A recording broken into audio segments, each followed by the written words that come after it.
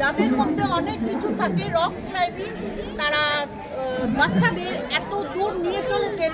কি তাদের ইন্সপিরেশন, কেমনই বা এটা হঠাৎ আপনাদের মনে এলো? অনেকদিন ধরেই করছেন। এই বছর আমাদের আমাদের ক্লাবের মিলন ওনার অনুপ্রেরণায় শুরু হয়েছিল, উনি শুরু করেছিলেন।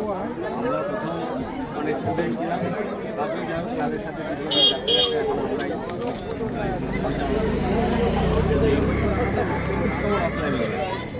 একাক কথা নয়, 41 বছর, এই 41 বছর টেনে নিয়ে যাওয়ার ইন্সপিরেশন, মানসিকতা, ব্যাপারটা তো এটা একটা ভালো লাগে জিনিসটা। আর সত্যি কথা বলতে যে আমাদের আমরা এখন সাহায্য পাই। আজকে দেখতে কোনো একটা মেলার মতো লেগেছে, সবাই খালি বাড়ছে ফোন করা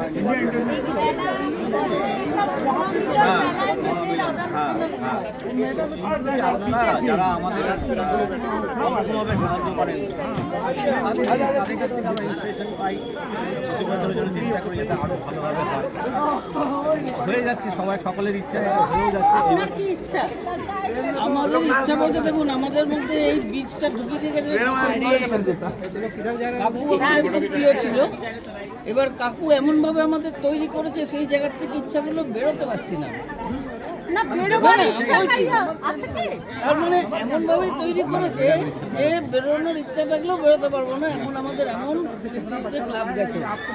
এবং আমাদের যারা সদস্য নতুন নতুন হচ্ছে তারাও ভীষণ ভালো। সোমনাথদা আছেন প্রেসিডেন্ট, সোমনাথদার মতন মানুষ পাওয়া খুব মুশকিল। তাহলে এক কথায় বলা যায় বেরিয়ে যখন পড়েছি ভাই থামলে থামলে চলবে না, এগিয়ে যেতে হবে।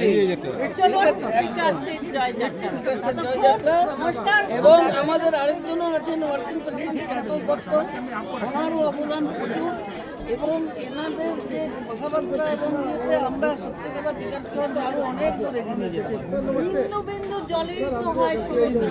সেই সিন্ধুর সেই পাদদেশে দাঁড়িয়ে আমরা বলতে পারি আর ইরান সেনগুপ্ত যেটা দাঁড় করিয়ে দিয়ে গেছে এটা আরো ধরে রাখার দায়িত্ব উঠে যাওয়ার একদম। দায়িত্ব আমরা প্রত্যেকেই নিচ্ছি এবং আপনারাও আছেন সাথে। অবশ্যই পথ হাতিয়ে যাবে। আমাদের এটা চলবে।